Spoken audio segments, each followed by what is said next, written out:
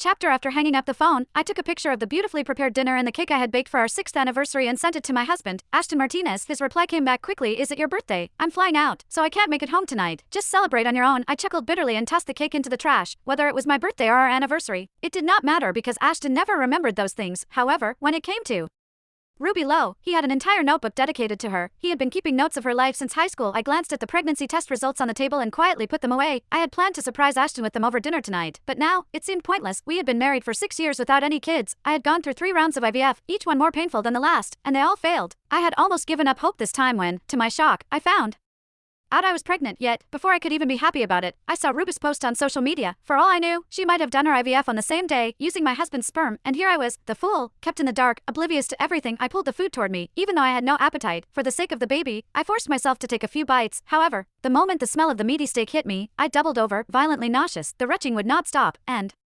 with each heave, the pain in my lower abdomen grew sharper. Suddenly, I felt a warm, wet sensation between my legs. Glancing down, I saw small spots of blood seeping through my pants. Panic gripped me. Could that be a sign of a miscarriage? No matter how disappointed I was in Ashton, the baby was something I had fought so hard for. I could not lose it now. I grabbed my phone and tried to head downstairs to drive myself to the hospital. But as soon as I opened the door, the pain in my abdomen became unbearable, my legs gave out, and I slid down the wall. I had been feeling unwell all morning and had spent most of the day at the hospital for tests. After that, I rushed back, convinced Ashton would come home to celebrate our anniversary, and spent all my energy preparing dinner and the cake, thinking maybe I could be having low blood sugar. I desperately reached for my phone to call 911, but my vision started to blur. I even felt too weak to press the buttons.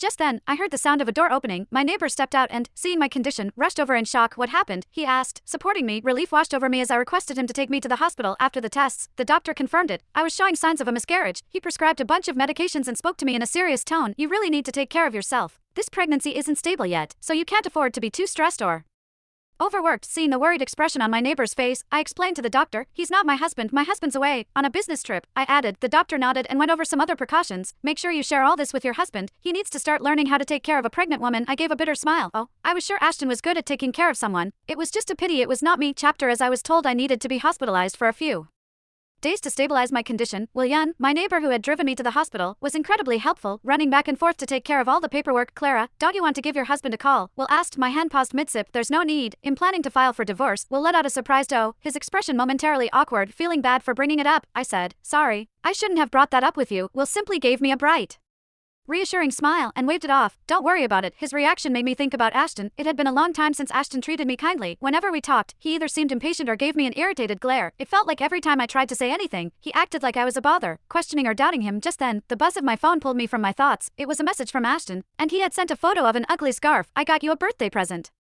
Are you happy now?